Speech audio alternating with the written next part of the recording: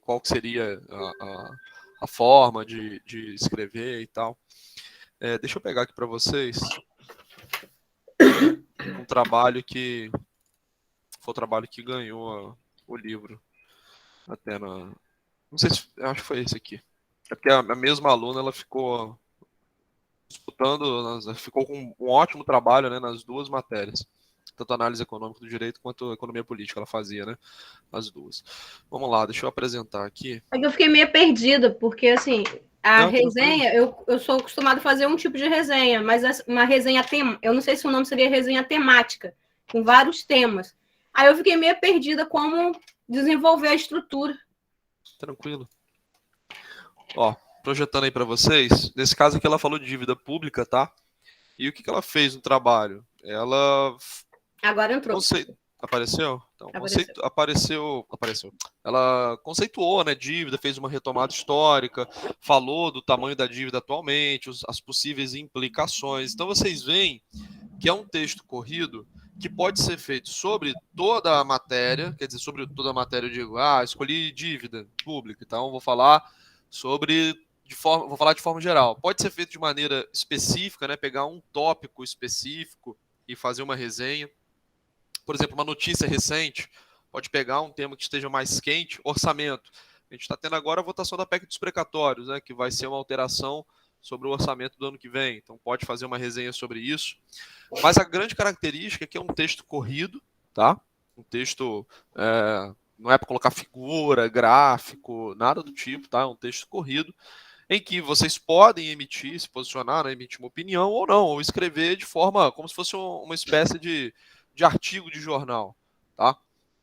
Se afastando um pouquinho do objeto que está sendo analisado. Tá? Então acho que não tem muito mistério. E as referências, né, como eu falei, não precisa estar no formato da BNT. As referências aqui elas estão somente dispostas ao fim do texto. Ao longo do texto ela já foi colocando, né, algumas referências, nem sei se ela repetiu embaixo. Não repetiu. Fazendo referências direto ao que estava sendo colocado, por exemplo, uma frase, né? Sim, sim. Tá bom? Então é nesse estilo aqui, não tem muito mistério. Deu para dar uma ilustrada, Adriano? O Deu restante do sim. pessoal também? Porque assim, se eu não fosse perguntar, jogar direto, eu teria feito assim, como eu falei para o senhor. Mas quando eu paro para pensar em resenha, da forma que eu aprendi, era muito bem detalhada, né? Era texto corrido, mas era assim, primeiro era o nome do título, depois era o nosso nome, depois falava sobre a obra, depois sobre o autor da obra. Aí eu fiquei assim, não, deixa eu perguntar, porque quando é muitos temas, eu nunca fiz antes, né? Então, mas vocês vão escolher um tema só, né? Não precisa fazer de todos, né? Quando assim, porque na faculdade de pedagogia costuma ser tipo assim, faz resenha desse livro, é um livro só. Aí, como você pediu para pesquisar, né? Eu não vou pesquisar só um artigo, né? No caso, é para falar sobre muitos, porque eu não entendo de política, não, né? não precisa Vou ter que ler pegar. alguma coisa a mais. Não, sem dúvida. Não precisa pegar tantas referências assim, não precisa ser tipo 10, 15 Sim, referências, mas sim. sem dúvida, né? Algumas referências é interessante, sim. Artigo, pode ser artigo de jornal, inclusive. Não precisa nem ser artigo científico. Tá bom? Tá ótimo, professor. Era só para tirar Beleza. essa dúvida mesmo, para eu não errar na hora de fazer. Tranquilo. Foi até bom também que a gente tem uma base, né, professor, assim, como elaborar, entendeu? Assim, ter uma ideia. Mas tá ótimo. Show. Pessoal, vamos agora para a nossa aula. Eu mandei um material para vocês ontem. Vamos ver se a gente consegue avançar bem aqui. Com a turma da noite eu não consegui terminar o tópico de política monetária, mas vamos ver até quando a gente consegue avançar aqui. E fazendo sempre aquela nossa revisão, né, que a gente já está acostumado. Na aula passada nós falamos sobre a inflação, né, um tema que está muito presente, inclusive, atualmente, no nosso dia a dia. Tivemos divulgação na semana passada, né, de inflação acima da expectativa, IPCA 15 veio bem acima, daqui a pouco está saindo também IPCA cheio do mês passado. E nós falamos que a inflação é um aumento contínuo e generalizado do nível de preço, tá? Então nós fizemos uma diferenciação da inflação enquanto um fenômeno que significa um crescimento constante e disseminado entre diversos bens e serviços dentro de uma economia daquele aumento de preço esporádico, né? Nós demos alguns exemplos de choques de preço que nós normalmente observamos dentro do gênero de alimentos. Quando você tem uma quebra de safra, você tem algum tipo de doença afetando um rebanho, etc. Então, essa inflação, o fenômeno inflação, ele é um fenômeno generalizado e disseminado, tá bom? E nós falamos também na aula passada que a inflação, no longo prazo, ou em última instância, ela é um fenômeno monetário, ela tem a ver com a moeda, tá? Então, nós temos a conceituação da inflação e temos que a causa última ou a causa fundamental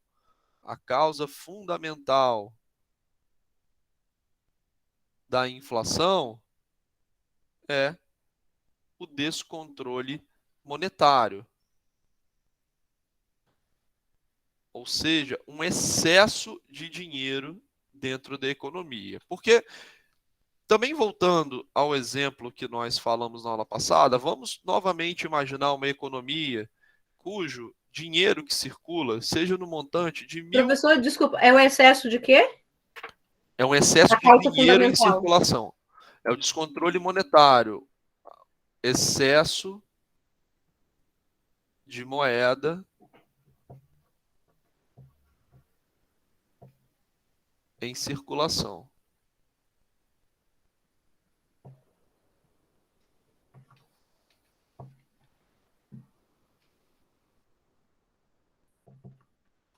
Obrigada. Nada.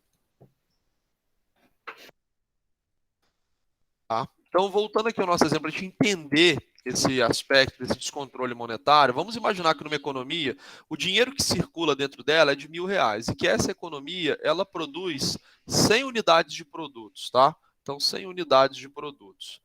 Vejam que, vamos supor, na verdade, que todo esse dinheiro que circula é suficiente, tá, para adquirir essas unidades. Na economia, nós dividimos as grandezas entre grandezas nominais,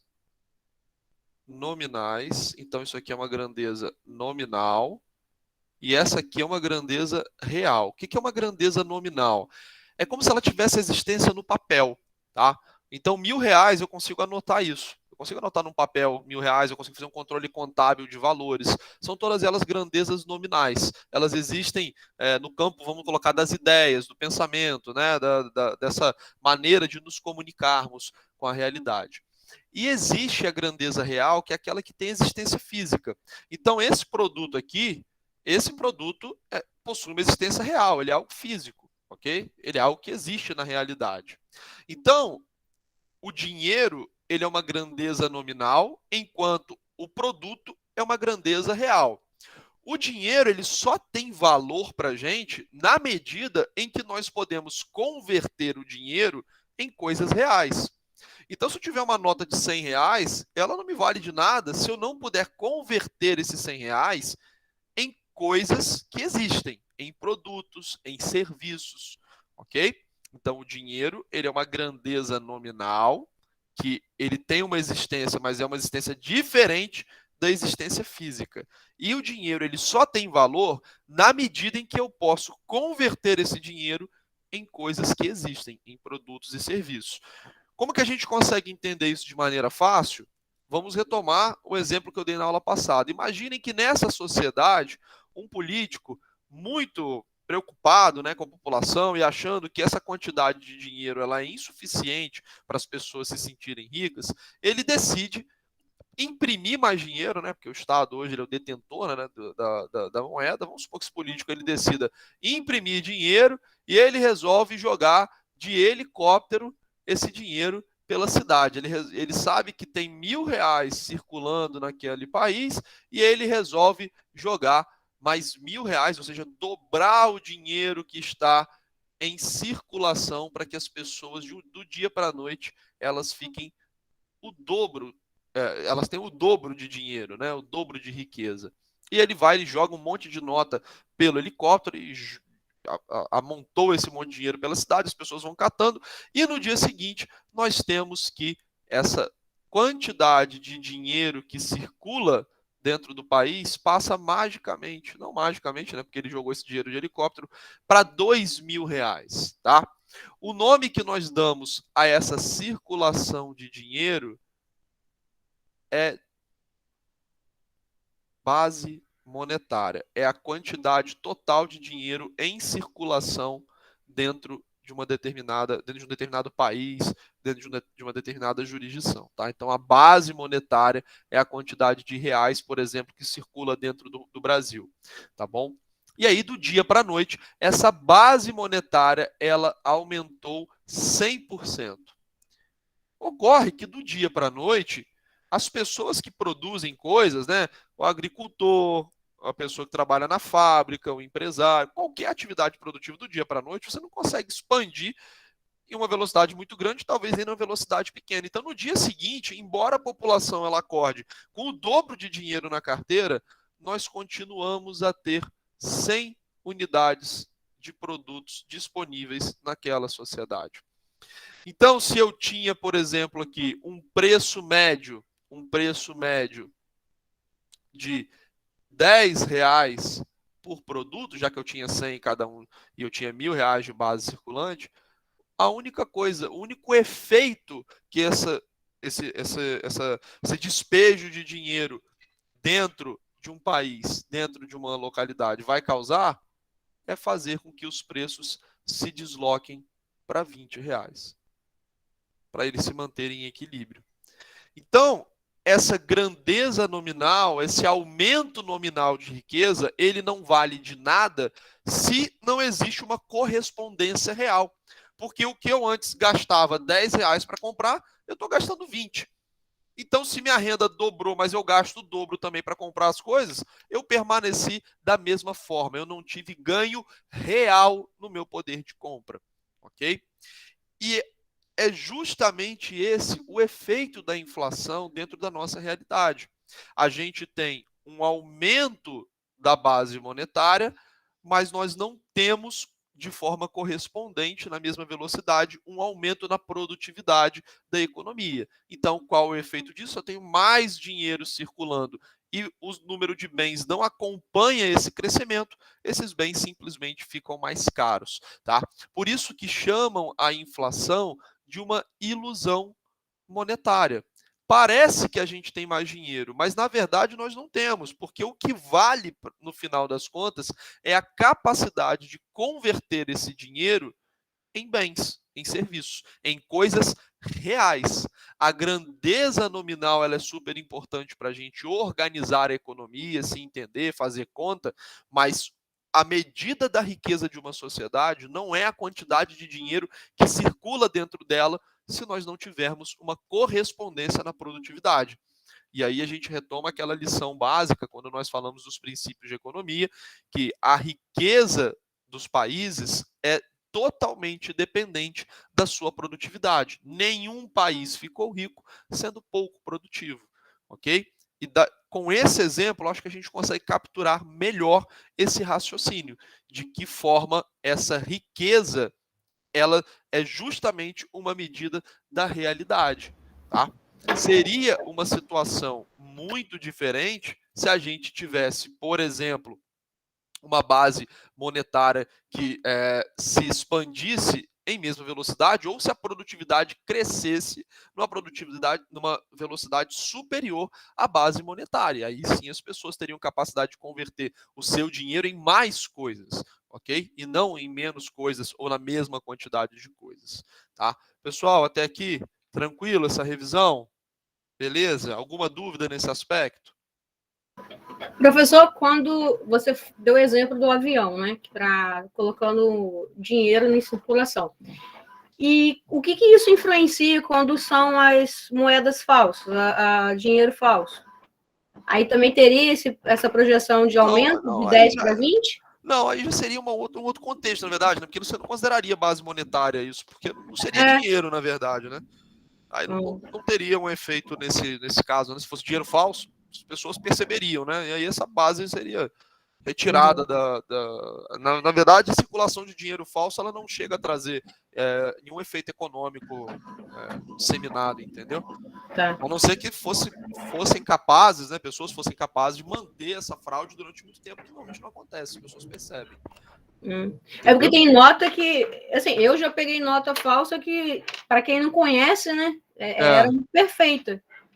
Mas você acaba, assim, a partir do momento que existe, né, uma suspeita de que essa nota é falsa, normalmente essa notícia já se dissemina naquela localidade, e as pessoas tomam mais cuidado, né, isso não chega a gerar um efeito econômico sensível, né, na atividade, entendeu? Em grande demanda, no caso, né? De soltar mesmo, tipo, ser um lote, né? Aí, Você tá falando de... Ah, sim, mas como a gente está falando aqui de um fenômeno macroeconômico, ainda que você tenha um problema numa relação ou outra, isso no agregado não faz diferença, entendeu? Isso aqui a gente está falando, né, de grandezas nacionais. Então, você tem um problema localizado, às vezes numa cidade, numa região da cidade, não chega a fazer diferença no agregado nacional, entendeu? Como é que tá passando o carro do gás aqui? E por que eu coloquei aqui que a causa fundamental, ou causa de última instância, ou no longo prazo, como eu mencionei, nós temos o efeito, nós temos esse dinheiro, né, como algo que vai fazer essa inflação continuar durante muito tempo. Porque no curto prazo, a gente tem algumas pressões inflacionárias que, de fato, podem ocorrer, certos desequilíbrios de curto prazo. Por exemplo, nós falamos da estrutura de mercado e o grau de abertura de uma economia. Em ambos os casos, nós temos como causa de aumento de preços a baixa competitividade daquele setor. Aliás, um baixo nível de competição dentro daquele setor. Nós já falamos que um setor oligopolista ou monopolista, o lado da oferta, ou seja, os empresários, as empresas, elas têm uma capacidade muito grande de barganhar preço, de repassar preço. Então, se eu tenho, por exemplo, um aumento de custo dentro da minha atividade e eu tenho um baixo nível de competição, eu tenho poucos concorrentes, é muito fácil para que todos os participantes repassem esse choque de preço para o preço final, para o consumidor final. Então, quanto menos competitivo for um setor, maior é a tendência de haver um choque de preços e de haver inflação dentro daquele segmento. Tá? Então, se eu tenho, por exemplo, aumentou o custo da gasolina.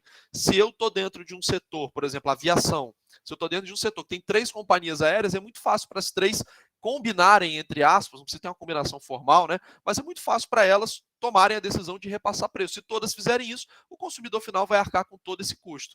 Agora, quando eu olho para o setor de restaurantes, aumentou o custo de alimentação.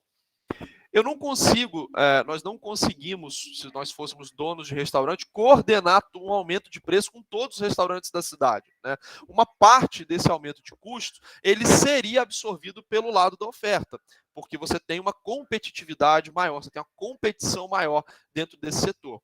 Então, num setor oligopolista, num setor monopolista, ou numa economia que não transaciona com o exterior, a causa dessa inflação, desse aumento de preço é o mesmo, é a baixa competição dentro de um setor que faz com que esse repasse de preços ele seja mais fácil. Então imaginem vocês são donos de uma loja e vocês são os únicos vendedores daquele produto aqui dentro de Campos.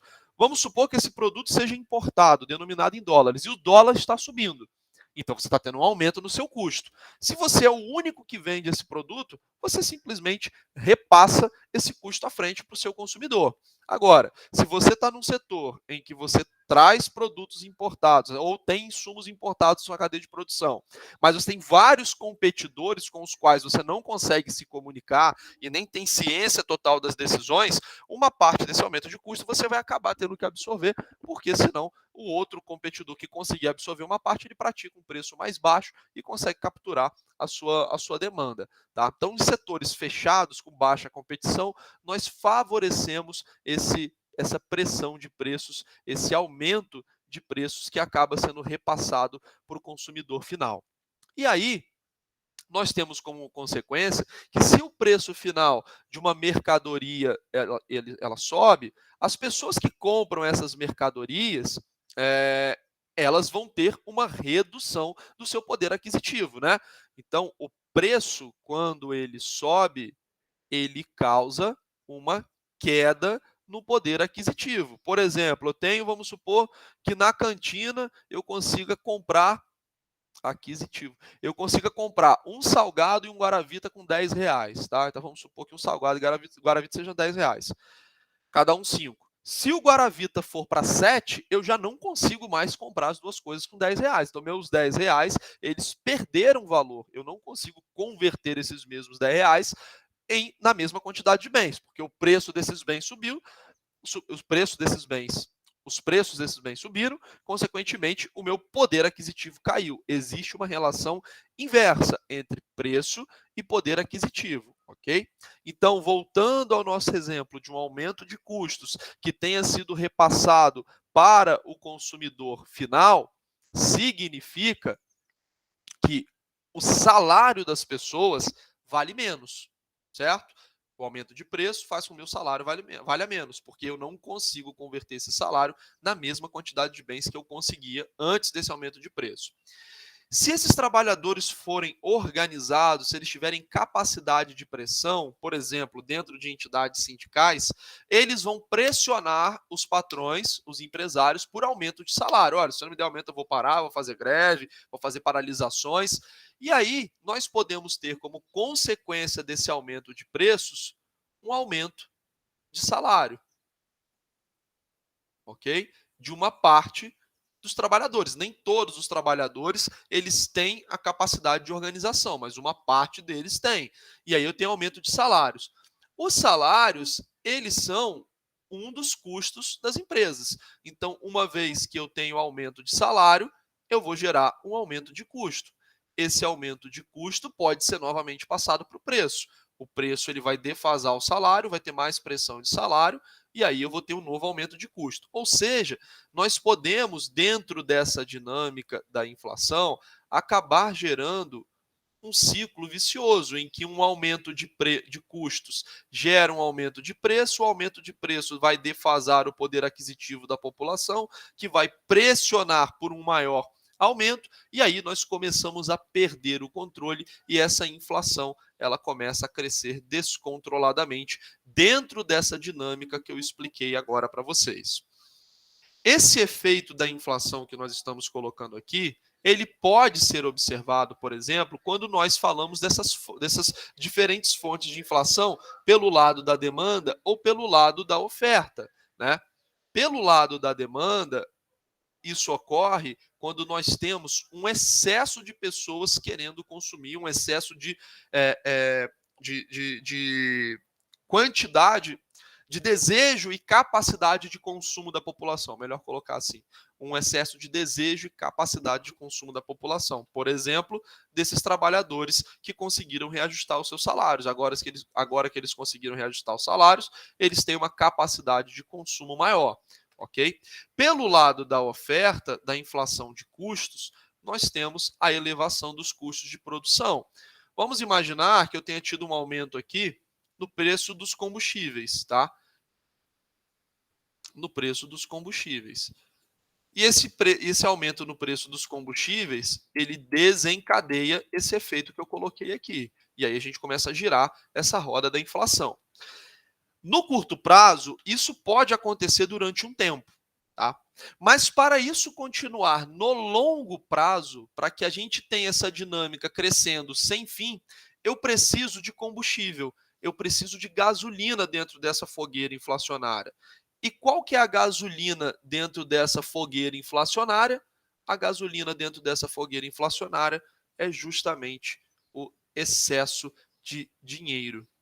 Então, essa dinâmica só vai continuar. Aliás, deixa eu mudar aqui, porque dinheiro pode ter outra conotação. Vamos falar de uma forma mais técnica. O excesso de moeda.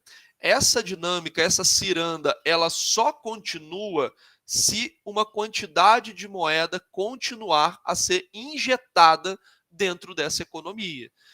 Eu só vou fazer com que um aumento de custo gere um aumento de preço, que vai gerar um aumento de salário, que gera um aumento de custo, que gera um aumento de preço, aumento de salário e assim por diante, se eu tiver injeção monetária dentro dessa economia. Por quê? Se eu não tiver moeda suficiente dentro dessa dinâmica, em algum momento isso vai travar por falta de dinheiro na praça. ou o empresário ele já não tem mais capacidade de colocar esse aumento de salário, ou os preços não podem mais ser absorvidos pela população. Em algum momento vai faltar dinheiro, não vai ter dinheiro circulando em quantidade suficiente para continuar alimentando esse ciclo que começou lá atrás, mas que ganha uma dinâmica própria conforme ele vai acelerando. Se eu não injetar dinheiro dentro dessa economia, se eu não continuar colocando moeda, aumentando a base monetária dessa economia, em algum momento nós vamos ter uma quebra dessa dinâmica inflacionária e os preços eles vão se ajustar, ok? Pessoal, entendido até aqui essa dinâmica, esse fluxo, entendido como que essa moeda ela funciona como se fosse uma graxa para essas engrenagens inflacionárias, porque é ela que vai permitir que as pessoas continuem fazendo as suas compras. Olha só. Vamos voltar para aquele exemplo. Imaginem que o preço aqui foi para 20, tá? Mas e se por algum motivo o preço tivesse ido para 30, tá? Vamos supor que o preço tivesse ido para 30. E aí, essa base monetária, ela não mais compraria a quantidade de 100 unidades, ok? Se o preço de equilíbrio aqui fosse, o preço médio fosse 20, a gente teria todas as 100 unidades sendo vendidas. Mas se por acaso o preço for para 30, alguma coisa não vai ser comprada porque o dinheiro não vai ser suficiente para poder comprar todas as unidades. Porque é um preço médio de 30, nós teríamos um custo total dessas unidades em 3 mil, enquanto nós temos uma base monetária de 2 mil, tá? Então, se os preços avançarem demais e a base monetária permanecer a mesma, a gente vai ter uma quebra dessa cadeia de reajuste de preço, certo?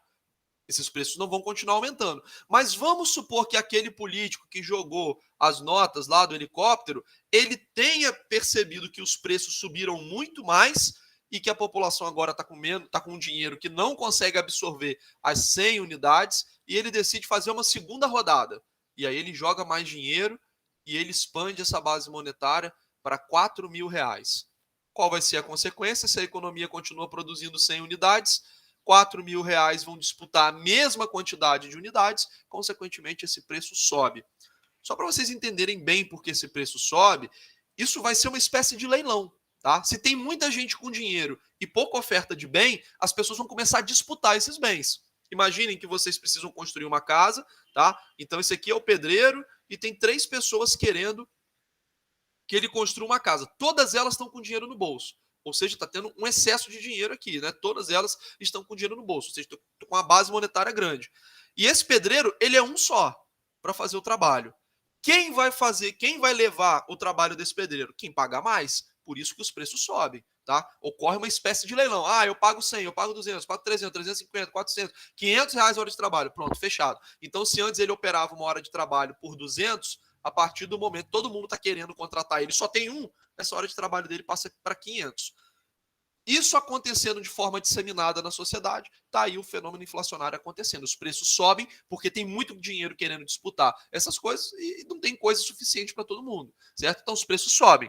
Essa dinâmica só pode continuar no longo prazo se o dinheiro continuar crescendo. Porque se o dinheiro, em algum momento, ele não crescer na mesma velocidade que os preços, nós teremos um ajuste natural, como seria nesse exemplo aqui, caso os preços tivessem deslocado para 30, enquanto a base monetária ficou congelada em 2 mil reais, por exemplo. Beleza? Tranquilo? Entendido, pessoal? Não entendido? Sim. Alguma dúvida dentro desse raciocínio?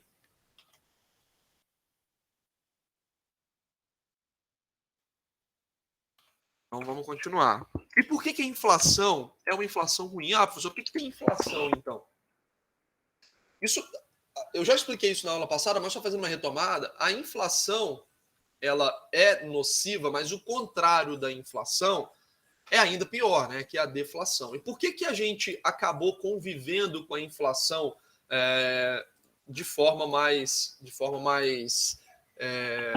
leniente? Como eu expliquei para vocês, quando nós tivemos aquela crise de 29, a crise de 1929, ela desencadeou uma grande depressão, que foi a queda do nível de atividade econômica de maneira muito forte ao redor do mundo, principalmente nos Estados Unidos, nas economias desenvolvidas, Estados Unidos e Europa, mas ao redor de todo o mundo. Essa crise de 29 foi o estopim para uma grande depressão, e nessa grande depressão a atividade econômica ela começava a cair. A atividade econômica ela começava a cair, tá? Ela ia para baixo. E aí nós tivemos, nesse período, um efeito chamado de deflação, que eram os preços começando a cair, ninguém queria comprar nada, porque ou as pessoas não tinham dinheiro, ou as pessoas estavam com medo do que poderia resultar nessa crise, seguravam o dinheiro, esperavam o preço cair mais, e a economia ela ficou congelada, né? As coisas simplesmente não andavam. E nós tivemos a introdução de algumas ideias de um pensador chamado John Maynard Keynes, que era um economista britânico. E esse economista britânico ele introduz uma ideia dentro da área econômica, que naquela época ele não era muito utilizada, que era fazer com que o Estado ele criasse demanda do nada. Era fazer com que o Estado ele injetasse dinheiro do nada na economia. Então, do dia para a noite, o Estado ele ia criar uma demanda fictícia somente para justificar a entrada de dinheiro dentro da economia, ou seja, colocar essa graxa dentro da engrenagem econômica. Então, se eu tinha, por exemplo, como eu falei na aula passada, uma estrada que estava com asfalto ok, ele propunha que a gente passasse um novo asfalto nessa estrada. Simplesmente para a gente contratar operários, para a gente contratar matéria-prima. E quem deveria fazer isso? O Estado, porque o Estado ele era o monopolista dessa moeda. Tá? Então o Estado ele ia injetar dinheiro dentro da economia via salários, via compras de matéria-prima das empresas. Esses operários eles iam gastar o dinheiro em outras coisas, as empresas iam gastar dinheiro em outras coisas, e a gente conseguiria, então, reverter esse ciclo que estava em queda para uma alta da atividade econômica. Ou seja, ao inserir dinheiro num cenário em que o dinheiro está escasso, nós conseguiríamos reverter essa tendência de queda e aumentar a nossa atividade econômica. E isso foi verdade naquele momento. Quando os estados nacionais passaram a intervir e colocar muito dinheiro dentro das economias, a atividade econômica respondeu rapidamente. Nós conseguimos reativar a capacidade de consumo, a capacidade de investimento das pessoas e das empresas, tá? E aí nós conseguimos fazer com que essa grande depressão ela fosse superada. O problema é que você propor a políticos que gastem dinheiro, você propor a políticos que façam obras, contratem pessoas, isso é colocar doce na boca de criança, né? Tudo que o político quer fazer é mostrar serviço. Isso foi levado a uma dimensão tão grande, essa injeção de dinheiro na economia, ela foi tão forte que ela começou a causar o efeito contrário. Ela começou a causar um efeito inflacionário que foi sentido, um efeito inflacionário que foi sentido com muita força, principalmente na década de 70. Tá? Então aqui nós estamos no final da década de 20 e década de 30. Depois desse período bravo, nós temos a inclusão, a inserção do Estado na economia, colocando muito dinheiro, e nós passamos de um problema de deflação para um problema de inflação. Só que esse problema de inflação, ele, a princípio, ele é menos grave do que uma depressão econômica, mas ainda assim ele é ruim, ainda assim ele tem seus efeitos deletérios. Quais são os impactos da inflação? E aí eu vou tratar com vocês dois impactos principais. Um de curto prazo, que a gente observa no curto prazo, e outro que a gente observa no longo prazo. Tá? No curto prazo, eu já falei para vocês que essa inflação ela reduz o poder aquisitivo. Okay? Na medida em que a moeda, o dinheiro só tem valor quando capaz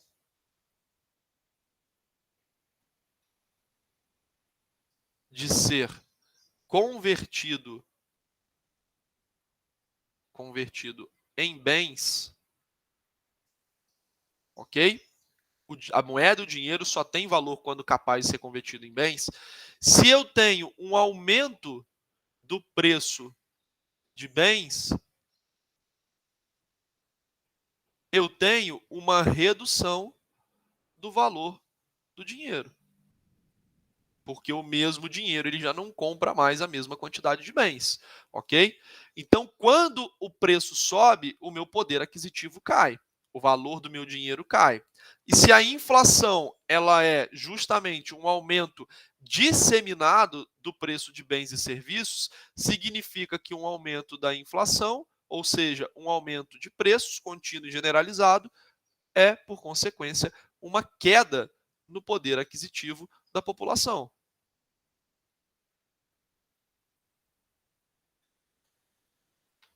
Beleza? Tranquilo? Todo mundo? Alguma dúvida aqui? Qualquer coisa fala no áudio. E essa inflação, quando ela começa a acontecer na economia, como nós aprendemos aqui, nesse ciclo que começa a se retroalimentar, depois de um tempo, essa inflação ela começa a sair de controle. Se ela não for se esse ciclo inflacionário ele não for interrompido, isso começa a sair de controle. E aí os preços começam a ser reajustados de maneira completamente louca, né? Então você tem um aumento de 1%, 2, 3, 15, 20, daqui a pouco você já não consegue mais estimar qual vai ser o aumento de preços que vai ocorrer no mês seguinte. Você já não consegue mais ter uma confiança na previsão do aumento de preço para o ano seguinte. E quando nós não conseguimos prever alguma coisa, nós estamos num terreno muito complicado, que é o terreno da incerteza. E o ser humano, ele é naturalmente avesso à incerteza. Nós não gostamos de incerteza. Nós fugimos da incerteza. Se eu não tenho capacidade de estimar os preços para daqui a alguns anos, eu vou evitar assumir compromissos com esses preços pelos próximos anos. Então, se eu tenho uma empresa e essa empresa precisa fazer um investimento ao longo de 5 anos, eu não sou capaz de calcular quanto de dinheiro eu vou gastar, eu simplesmente não faço esse investimento. Se eu não sei quanto que eu vou despender de salário daqui a 6 meses, 1 ano, eu não vou contratar funcionários, tá?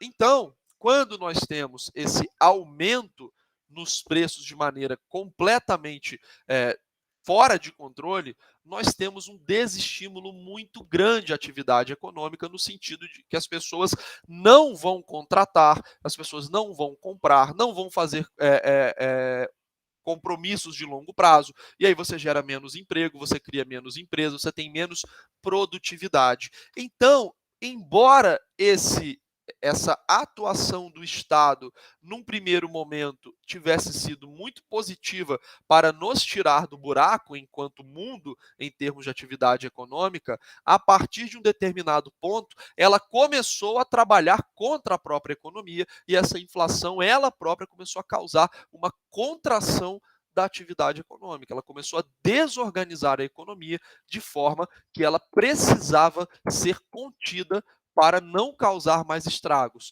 Então, nós passamos de uma situação em que nós acreditávamos, enquanto economistas, que essa inflação ela seria positiva para as economias, uma vez que a gente estava gerando demanda e fomentando negócios, etc., nós passamos desse ponto para um ponto em que a inflação saiu de controle e ela gerou uma desorganização que seria tão perigosa quanto um cenário deflacionário, um cenário de atividade deprimida. Pessoal, tranquilo? Estamos todos na mesma página aqui. Entenderam essa linha do tempo? Entenderam essa sucessão de eventos? Como que isso se conecta um com o outro? Tranquilo? Se tiver qualquer dúvida, por favor, me pergunte, tá? Porque é importante que a gente vai ter que fazer uma pausa aqui agora para poder falar de um outro assunto e no final ligar essas duas coisas. Beleza? Tranquilo?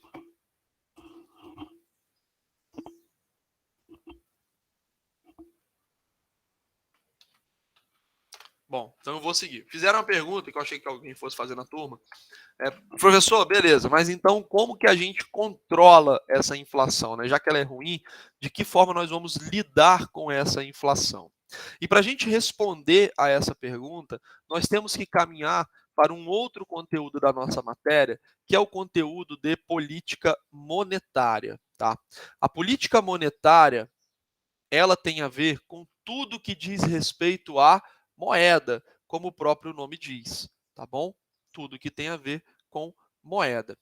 Para a gente poder conceituar política monetária, nós podemos dizer que essa política monetária, ela é um conjunto de medidas que vão afetar a moeda, a taxa de juros e o crédito que existe na economia.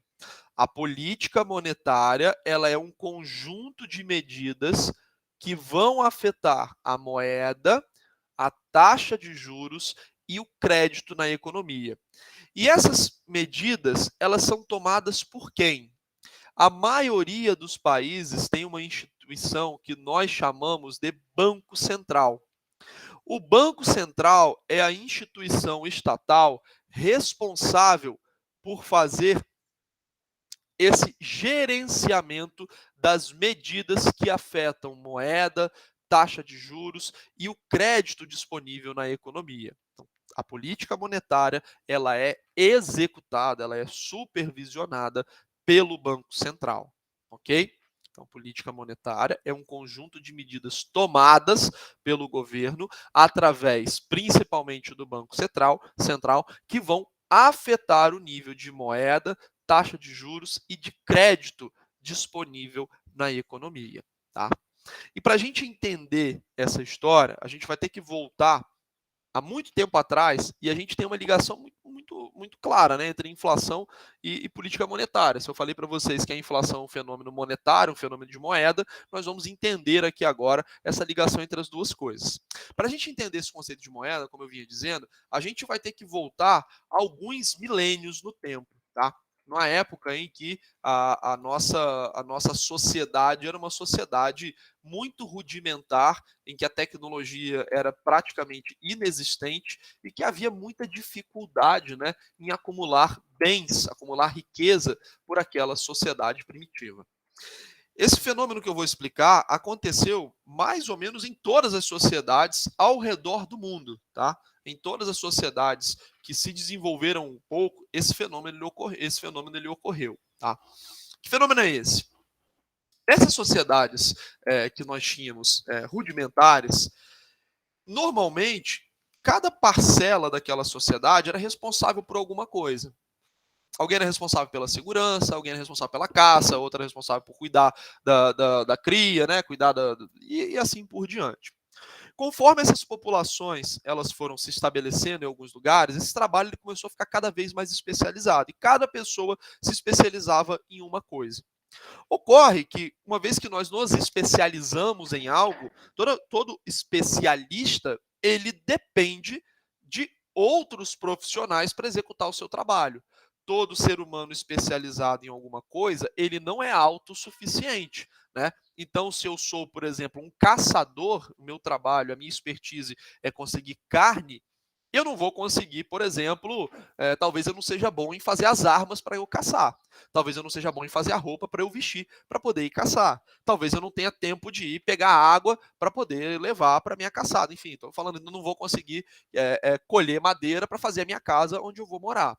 E aí, com essa especialização de cada um na sociedade, cada pessoa dentro de uma sociedade, ainda que uma sociedade rudimentar, surgiu uma necessidade premente de realizar trocas. Então eu tinha carne, a outra pessoa tinha as armas, a outra pessoa tinha madeira, a outra pessoa tinha A, B, C, D, X, Y, diversos tipos de bens. E essas pessoas começaram entre si, olha, vamos lá, Luísa, toma aqui um pedaço de carne e você me dá um casaco para eu poder aguentar o frio durante a caçada que eu realizo, o frio durante um ano. A Luísa pegava o casaco dela e às vezes trocava por uma quantidade de madeira para ela poder fazer a casa ou para poder acender a fogueira dentro da casa dela, da gruta que ela morava, qualquer coisa do tipo. E as pessoas iam trocando esses bens. Só que existe uma dificuldade muito grande. Imagina que eu chego para a Luísa e ela tem uma roupa, né, para me ceder. Eu falo, Luísa, tá aqui uma quantidade de carne. Não, Igor, mas eu sou vegana, eu não como carne. Putz, eu quero um quilo de couve-flor. Putz, mas eu só tenho carne. Bom, então você vai ter quem tem couve-flor e traz aqui para mim a couve-flor que eu te dou o seu casaco.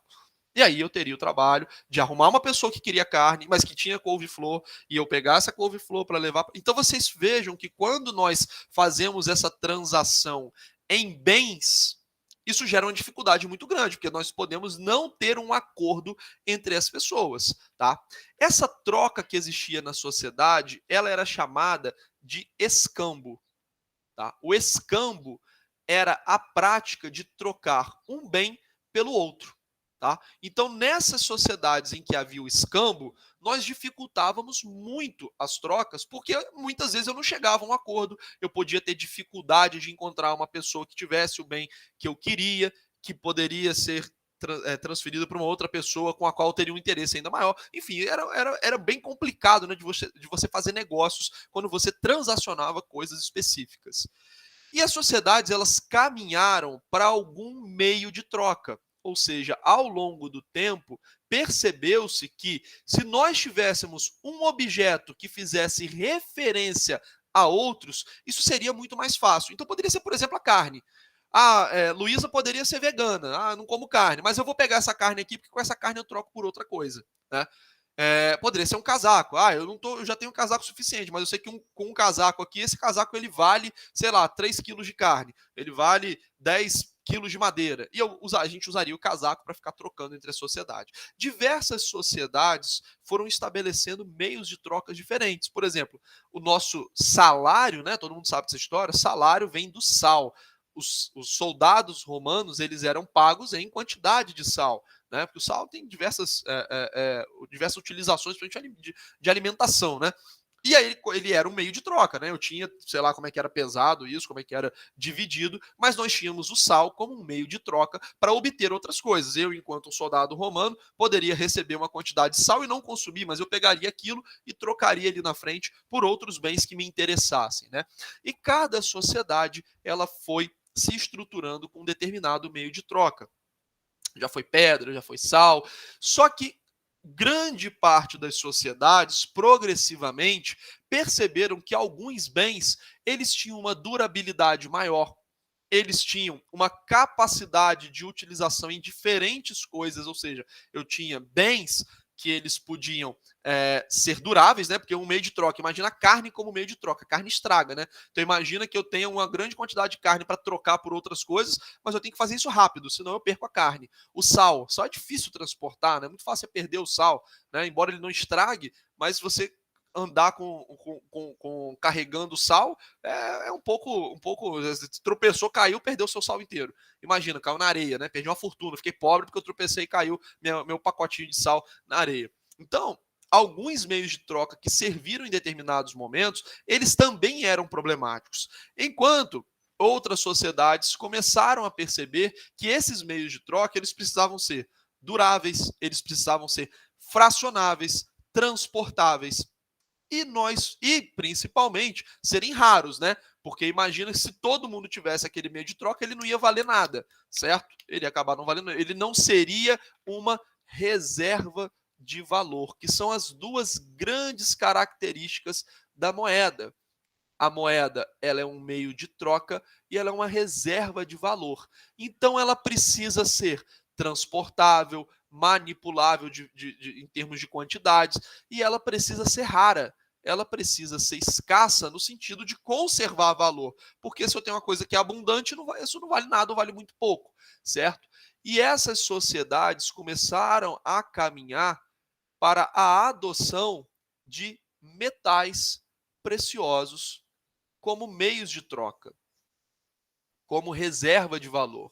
Então, o ouro, a prata, o bronze, o cobre, entre outros metais, foram sendo progressivamente adotados.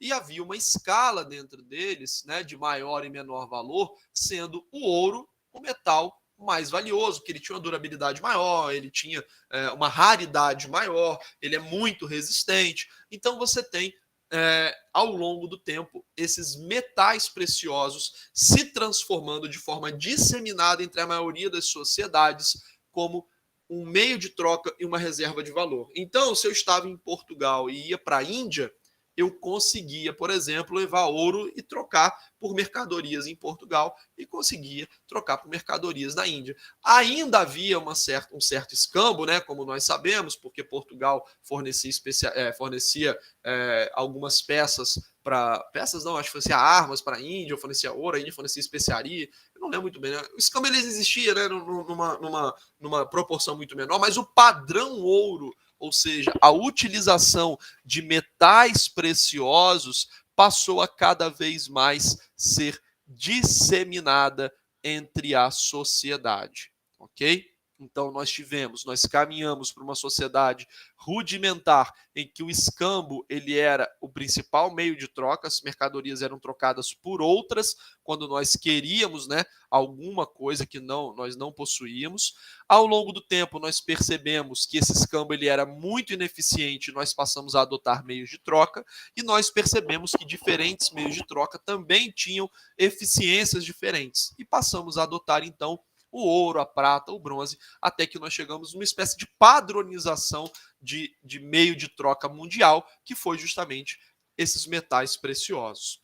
Só que esses metais preciosos, e aí a gente vai também fazer um parêntese aqui, não vamos fazer um parêntese não. Esses metais preciosos, eles também tinham seus problemas, né? O ouro é pesado, ao longo do tempo, as pessoas que acumularam muito ouro, era arriscado você guardar esse ouro todo dentro da sua casa, né? Você podia ser roubado, você transportar esse ouro, você também poderia ser roubado.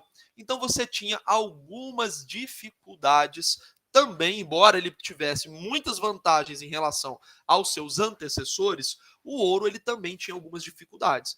E alguém teve uma ideia muito boa, né? Tem gente que nasce para fazer negócio.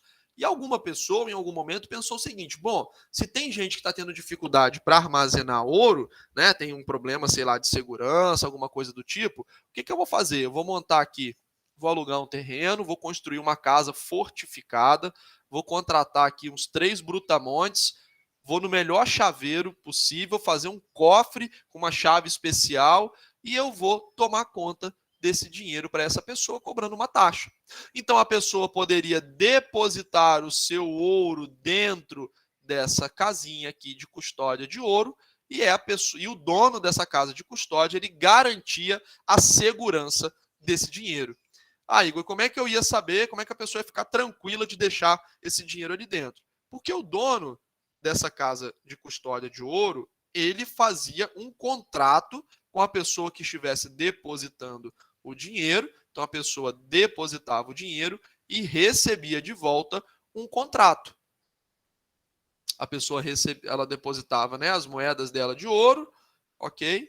E ela recebia de volta um contrato, um recibo, né? Dizendo que ela tinha tanta quantidade de ouro dentro dessa casa e que ela poderia recolher. Então, quando a pessoa precisava fazer algum negócio, ela voltava nessa casa, apresentava o recibo e retirava a sua quantidade de ouro e ia lá fazer o seu negócio. Só que isso ainda era um trabalho grande, né? Se eu tinha esses recibos aqui, que era uma denominação de uma quantidade de ouro, por que eu não pego, então, esse recibo? Vamos supor que isso aqui valha 5 moedas de ouro. Ok? E esse sujeito aqui, ele quer fazer um negócio com um terceiro, que é justamente no valor de 5 moedas de ouro. Então, por que ele não pega esse recibo e passa à frente? Por exemplo, ele estava comprando um chapéu. Por que ele não pega, então, esse recibo, passa à frente esse recibo, faz a assinatura dele aqui, ou dá um sinal de que ele passou esse dinheiro para o terceiro, e o terceiro, então, passa a ter direito a essas moedas de ouro. A partir do momento que essas casas que custodiavam as moedas, elas começaram a entregar esses recibos, o próprio recibo começou a adquirir valor. O próprio recibo passou a ser uma reserva de valor, passou a ser um meio de troca, Porque era muito mais simples, muito mais prático eu levar um recibo e entregar para a pessoa do que eu me deslocar, pegar o ouro, levar o ouro para a pessoa pegar o ouro, levar de volta para aquela casa que estava fazendo a custódia de ouro. Olha o retrabalho, olha a ineficiência desse processo se eu fosse obrigado a todo momento pegar o ouro, levar o ouro, a pessoa pega o ouro e deposita o ouro. Olha só como que a gente ia ter etapas aí que iam desestimular os negócios. Então, ao longo do tempo, nós começamos a ter uma circulação muito grande desses recibos que representavam uma determinada quantidade de ouro, né? A partir de algum tempo, esses próprios recibos de papel, eles passaram a adquirir reserva de valor, passaram a significar uma reserva de valor, passaram a fazer a função de um meio de troca, e nós caminhamos de um cenário em que nós tínhamos um padrão ouro, né? Aliás, ele continua um padrão ouro, mas um cenário em que os metais preciosos eles eram o meio de troca, e nós passamos a fazer a conviver no mundo em que um papel moeda passou a ser o principal meio de troca. Então, cada casa dessa aqui emitia um recibo, e esse recibo ele era aceito como uma espécie de riqueza, como uma transferência de riqueza, né? Eu sabia que aquele recibo me daria direito a ter tanta quantidade de ouro que estava colocada naquela casa de custódia. E isso gerou uma revolução no comércio. Imagina você poder fazer essa transferência de guias de papel ao invés de você carregar ouro. Isso foi assim, uma revolução completa que permitiu uma série de inovações em mercados de capitais. A riqueza começou a fluir de uma maneira muito rápida. As pessoas começaram a fazer cada vez mais negócios e a sociedade começou a enriquecer, começou a se desenvolver em uma velocidade cada vez maior. Isso gerou também alguns problemas, né? Você imagina quantas casas de custódia podiam fazer aquilo, né? Ter emitir aquele recibo, e aí como é que eu ia saber do outro lado do mundo que um recibo daquela casa de custódia era realmente verdadeiro, e se aquilo fosse falsificado? Então, a partir do momento que começou a haver uma profusão da disseminação desses recibos, outros problemas surgiram, né? E aí, encurtando bastante a história, uma maneira pela qual nós resolvemos esse problema foi fazer com que esse papel moeda, ou seja, essa referência de papel a uma determinada quantidade de riqueza, fosse feita de forma exclusiva por estados nacionais. Estados nacionais. É claro que isso já havia, né, um certo embrião disso, por exemplo, na Roma antiga, né, as moedas eram cunhadas com a face do imperador da época, e nós basicamente adotamos aquele modelo antigo como um padrão para a emissão desse papel moeda.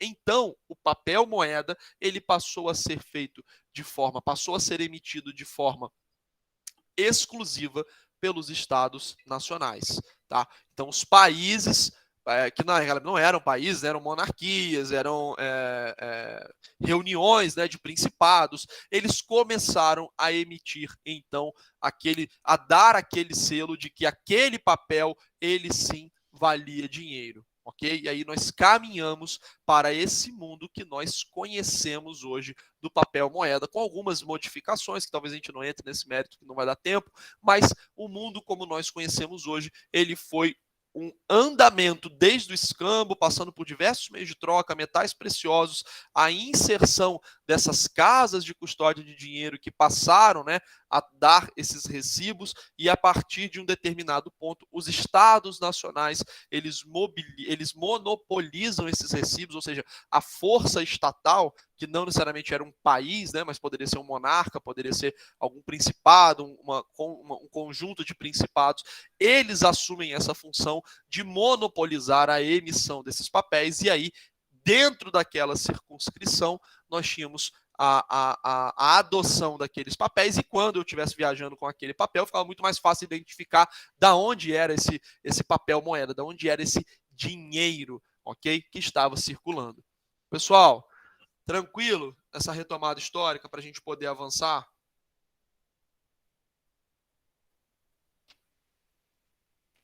Vocês estão aí, eu estou falando, vocês não me respondem, só a Isabela que responde aqui. Preciso desse feedback de vocês, galera, para a gente poder seguir.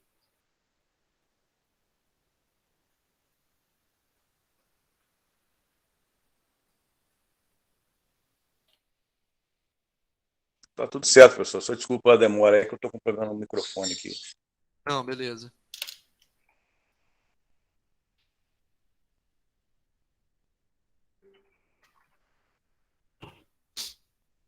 Vamos lá.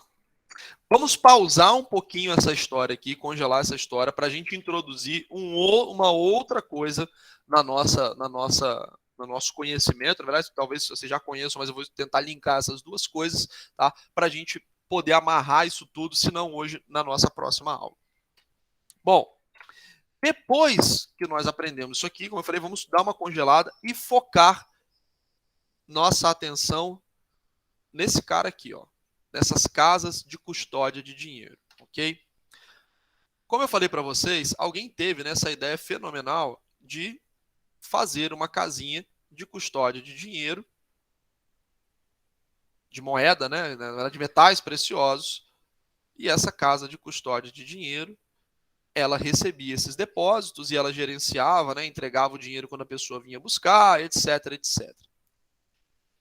E dentre as casas que foram criadas, alguém teve uma ideia muito boa. Alguém percebeu, na verdade, o seguinte: olhando para todo esse contexto, né, de que pessoas deixam dinheiro lá dentro, depois voltam para buscar, alguém percebeu o seguinte: bom, muita gente vem deixar o dinheiro aqui, mas essas pessoas, elas não pegam esse dinheiro, todas elas, ao mesmo tempo. Não pegam esse dinheiro de uma hora para outra. Nós ficamos com os cofres cheios durante muito tempo de forma ociosa. Ou seja, esse dinheiro fica parado aqui durante muito tempo. Então, se alguém deixa um dinheiro aqui por um ano, por exemplo, se a média do dinheiro parado é um ano, eu poderia pegar esse dinheiro que está sobrando aqui, emprestar por 10 meses para quem precisa de dinheiro e não tem, eu cobro uma taxa por esse trabalho e eu devolvo o capital para o cofre antes de que os depositantes venham buscar. Então, se eu tenho um prazo médio aqui do dinheiro de um ano e eu consigo trabalhar esse dinheiro antes de um ano, eu consigo ganhar um dinheiro adicional, além da taxa que eu já ganho por deixar esse dinheiro depositado aqui, né, por garantir esse depósito, eu vou ganhar uma taxa adicional e todo mundo vai sair feliz, né? Eu vou ter mais pessoas com acesso ao dinheiro, esse dinheiro vai circular, vai poder fazer mais coisas, etc, etc. E aí, nós começamos a ter esse mercado de empréstimos desse dinheiro que permanecia aplicado dentro dos bancos. Que aí, agora, hoje a gente conhece como bancos, né? Mas dentro dessas antigas casas que custodiavam o dinheiro. Uma vez que as pessoas não vão buscar esse dinheiro todas de uma vez, a gente pode pegar esse dinheiro que está parado, trabalhar ele durante um período e cobrar uma taxa por isso, certo? Por isso que quando a gente fala que se todo mundo for sacar o dinheiro no banco, não tem esse dinheiro. É justamente por isso. Porque esse dinheiro, uma parte relevante dele está sendo emprestada para outras pessoas, tá? E, professor, mas por que a gente permite isso? Porque justamente as pessoas não vão buscar o dinheiro a todo momento. Isso não é inseguro, né? Inclusive, ao longo do tempo, né, com algumas falhas nesse processo, nós fomos aprendendo a lidar, né, com essa dinâmica da atividade bancária. Inclusive, o nome banco, ele vem de uma história, né, de que essas diferentes casas de custódia, porque não havia só uma, né, tinham várias. Essas diferentes casas, os donos delas, eles se reuniam numa espécie de feira para tentar emprestar dinheiro para as pessoas, ou seja, era uma espécie de comércio, né, de empréstimos, como se fosse uma feirinha. E aí nós temos esse nome banco, porque haviam bancas de empréstimo, né? Lá fora, inclusive, o nome é banca, em alguns lugares. Haviam bancas de empréstimo em que os donos desses bancos, eles ficavam negociando com os clientes as taxas de empréstimos, etc. Então, nós tínhamos vários bancos e os seus donos, eles faziam, né, essa intermediação financeira. Pegavam o dinheiro de quem estava sobrando e emprestavam esse dinheiro para quem estava faltando. A pessoa que pegou o dinheiro emprestado devolvia esse dinheiro pagando juros, o capital voltava para dentro do cofre e os juros era a remuneração do banqueiro que coordenou essa operação, né? E ao longo do tempo isso foi ficando cada vez mais disseminado, mais organizado, e hoje os bancos eles fazem parte da paisagem, são um instrumento necessário para qualquer sociedade se desenvolver, uma vez que eles conseguem, né, executar esse processo da intermediação financeira com grande eficiência, permitindo que as pessoas tenham acesso a dinheiro de uma forma muito mais facilitada. Tá? Só que um aspecto específico dessa atividade bancária nos interessa muito. Imagina que o Ian ele estava com dinheiro para poder deixar guardado e ele procurou esse banqueiro, né? Então o Ian procurou esse banqueiro para deixar o dinheiro dele guardado. E ele tinha uma quantidade, por exemplo, de 100 reais para ser depositado nesse banco, tá? Então ele tinha aqui 100 reais que ele pactuou com o dono do banco e ele combinou de que ele vai pegar esse dinheiro daqui a algum tempo, tá? Então vou pegar esse dinheiro daqui a 6 meses. Então, nesse momento aqui, a nossa base de dinheiro dentro dos bancos é um depósito de 100 reais. O dono desse banco aqui, desse banco A, sabendo que o Ian não vai buscar esse dinheiro antes do prazo, ele é capaz de emprestar esse dinheiro para a Isabelle.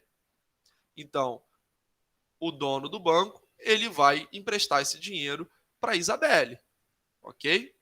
A Isabelle, ela quer fazer uma reforma na casa dela e ela pega justamente 100 reais emprestado, que é o que ela precisa para poder fazer a sua reforma. E aí, quando ela vai falar com o Riatla, que era o responsável por fazer essa reforma, o Riatla fala assim: ih, caramba, Isabelle, eu já me comprometi com outra pessoa, mas me aguarda 3 meses que eu vou fazer a sua reforma. Já está combinado comigo, tá bom? Que eu vou fazer a sua reforma. E aí, Isabelle, beleza, vou esperar então o Riatla fazer, eu já fiz o empréstimo, fazer o quê? Vou pegar esse dinheiro então e vou depositar na minha conta aqui no Banco B. Ela pega esse dinheiro e ela deposita os 100 reais no Banco B. E fala que vai pegar esse dinheiro daqui a 3 meses. Vejam que um depósito original de 100 reais, ele agora está gerando uma base monetária de 200 reais. Ou seja, eu injetei 100 reais no sistema bancário, só que no dia seguinte, se a gente olhar para as contas correntes do Ian e da Isabelle, nós temos 200 reais, 100 de um e 100 de outro. Esse saldo pertence a cada um deles, ok? E esse banqueiro aqui, sabendo que a Isabelle só vai buscar esse dinheiro daqui a 3 meses, porque ela vai fazer a reforma lá com o Riatla, ele resolve emprestar esse dinheiro para a Milena. Porque a Milena, ela quer, sei lá, comprar alguma coisa para ela, e ela vai e pactua, né, para devolver esse dinheiro em 2 meses. A Milena pega esse dinheiro emprestado e ela está com uma viagem marcada para fazer essa compra e até lá ela decide deixar esse dinheiro aplicado no banco dela, depositado no banco dela. E ela vai e deposita 100 reais até o retorno dela. Agora vocês vejam que dos 100 reais que foram inicialmente depositados, nós temos uma base monetária de 300 reais. Ou seja, os 100 reais iniciais que foram colocados dentro da economia, eles viraram 300 em 2 dias. Porque houve uma multiplicação desse capital pela natureza da atividade bancária. Então, nós qualificamos esse processo como um fenômeno de multiplicação bancária ou monetária através da atividade bancária.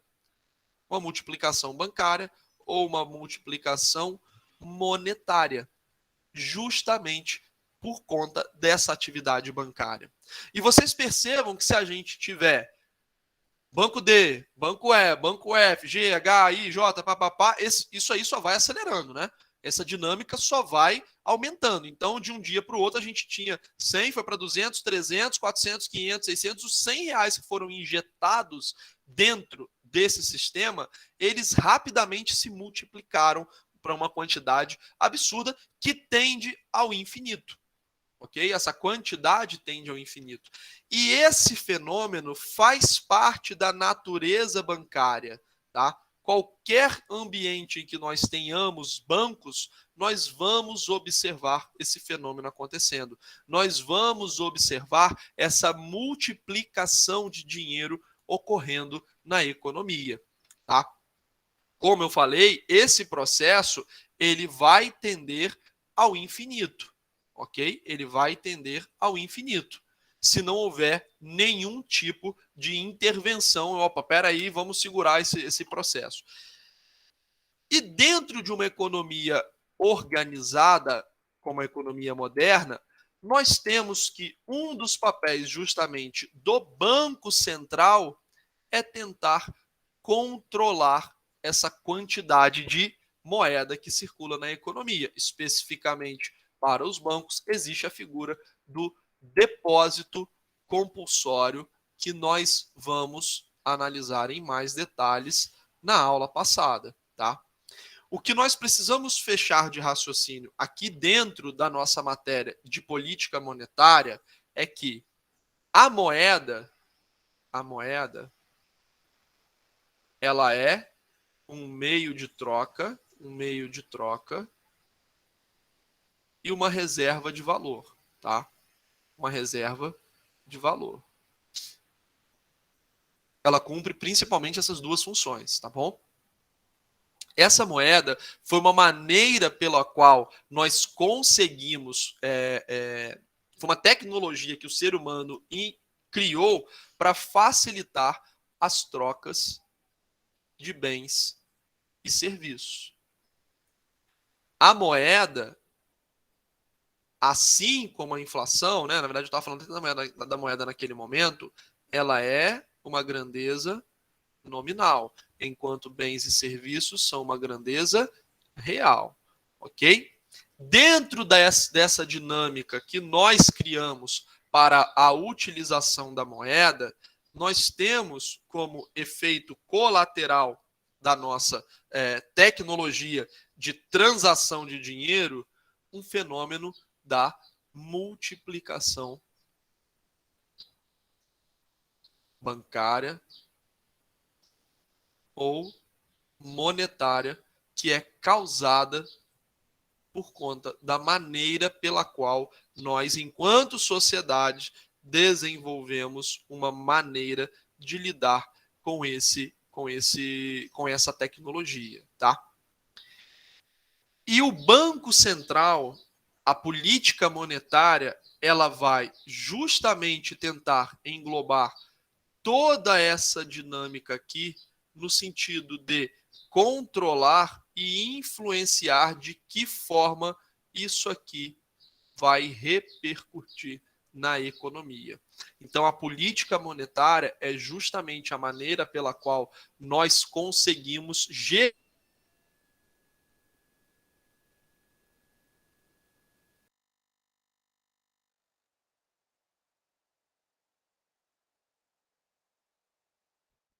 isso. Foi um desenvolvimento natural que aconteceu em diversas sociedades paralelamente, ok? Pessoal, tranquilo até aqui, vou ver se dá tempo de introduzir mais um conceito aqui para vocês que vai ser importante. Então vejam só. Sim, professor. Beleza. Nós aprendemos até o momento o conceito de moeda,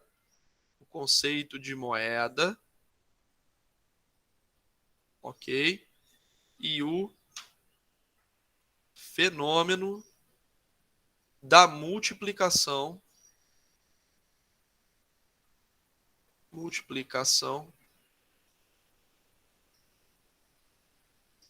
bancária, ok? Beleza? Deixa eu pensar aqui se a gente... Deixa eu ver o nosso andamento aqui.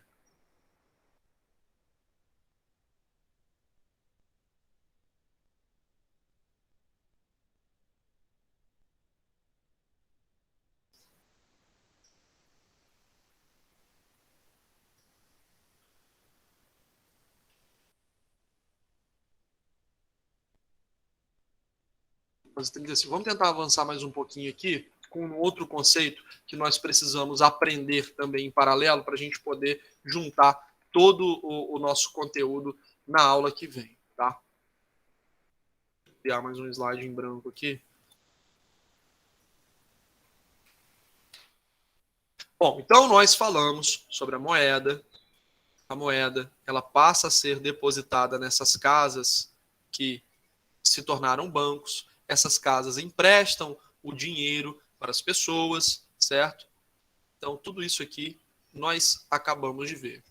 Agora, nós vamos introduzir um conceito que é fundamental para a gente continuar no nosso estudo de política monetária, que é o conceito de taxa de juros. Tá? Nós conhecemos a taxa de juros como aquele valor que a gente paga, né, ou que a gente recebe para obter dinheiro ou para deixar o nosso dinheiro parado. Tá? E isso é justamente o que a taxa de juros é. A taxa de juros é o preço do dinheiro. A taxa de juros, ela é o preço do dinheiro. Por quê? Quando eu tenho dinheiro em abundância,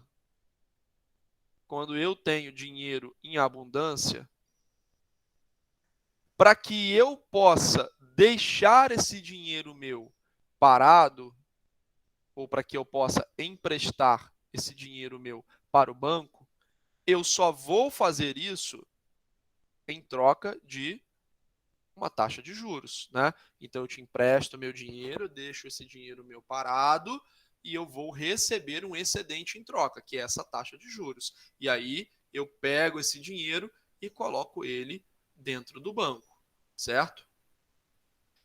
Quando eu sou uma pessoa que não tem dinheiro e eu quero o dinheiro, aliás, deixa eu fazer aqui essa dinâmica melhor.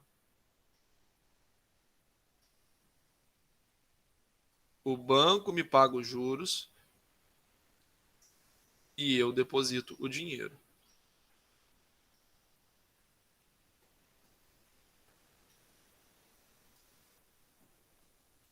Quando eu sou uma pessoa que não tem dinheiro e eu preciso desse dinheiro, o que eu faço com o banco?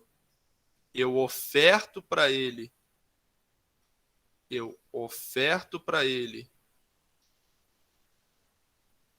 juros em troca dele me emprestar dinheiro. Essa relação aqui é uma relação semelhante a qualquer outra transação econômica de bens e serviços, certo?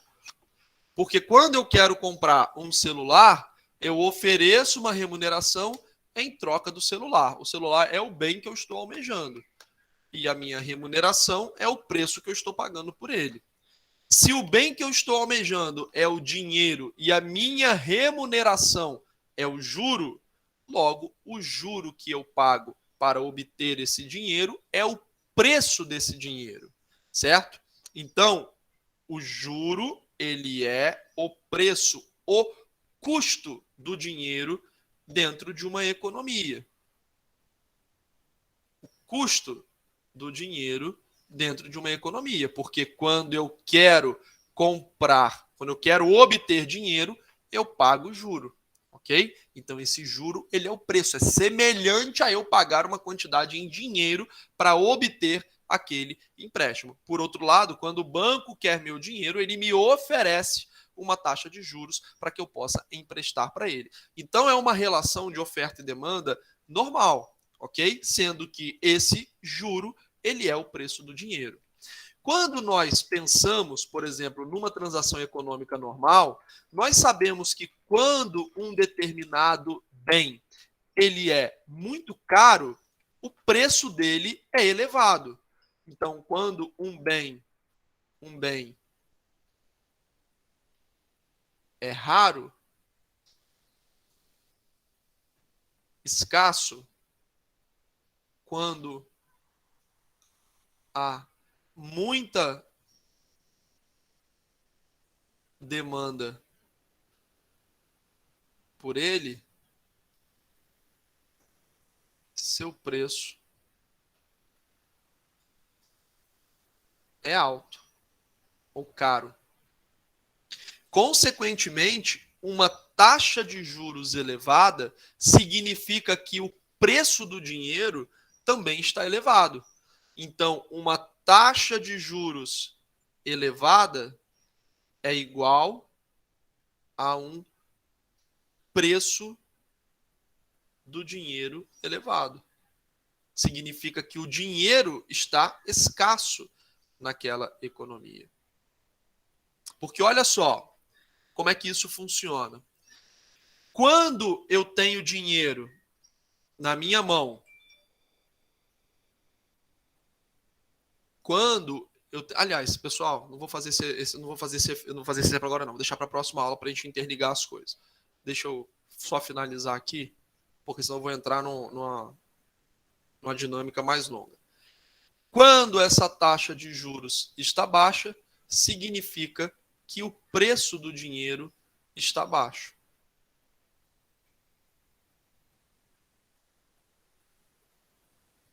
O preço do dinheiro está baixo. Então, uma taxa de juros elevada, ela reflete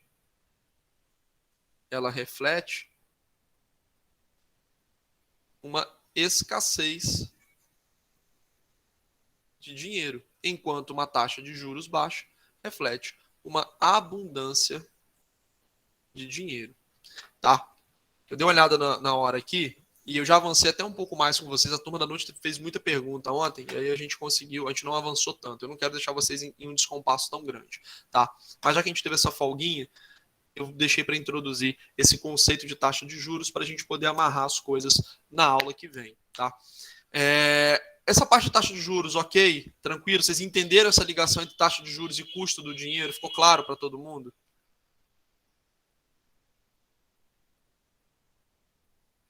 Sim, professor. Professor, eu tive que dar uma saidinha, aí eu vou rever a matéria quando você enviar o link, tá? Beleza. Aí eu entrei e fiquei quietinha para não atrapalhar. Não, tranquilo.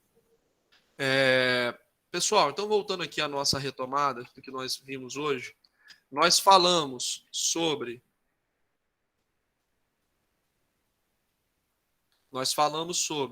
a moeda, né? Expliquei para vocês o que é moeda. Dentro desse andamento histórico, nós falamos sobre o efeito multiplicador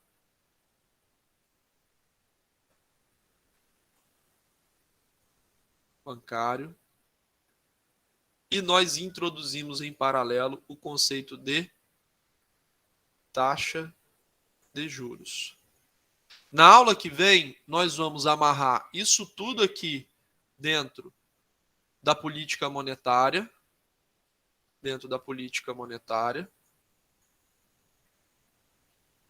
e linkar isso aqui com a inflação. Para a gente finalizar, infelizmente, com bastante matéria atrasada, para a gente finalizar o nosso conteúdo para a prova. Porque na aula que vem nós temos mais um encontro, né, de matéria. No dia 18 nós teremos a nossa revisão e no dia 25 já é a prova de vocês. Confere? É isso, não é? Sim. Pessoal, só uma pergunta. O trabalho do senhor é para o dia 18, tem que entregar, ou no dia da prova? Qual é determinado? Dia 18. Isso. Tá bom? Pessoal, tranquilo então? Até aqui? Bom, estou confiando que vocês estão acompanhando bem a matéria, hein? O ruim do online é que não dá para olhar, porque quando o aluno fala que está entendendo e não está entendendo, dá para ver às vezes no olho, né? Mas aqui no online não tem como. Beleza, então, eu vou interromper por aqui hoje, nós vamos terminar um pouquinho mais cedo, né? Para tristeza de vocês. Vamos terminar um pouco antes da nossa aula, mas na semana que vem a gente retoma e finaliza esse conteúdo de política monetária. Beleza? Sim, professor. Aí eu só vou aguardar o seu link, porque aí eu vou... Tá, beleza. Fechado. Pessoal, uma excelente semana para vocês aí, saúde e um grande abraço, tá? Bom final de semana, professor, também. Valeu. Igualmente, professor. Adriano, depois você me atende meu tel aí.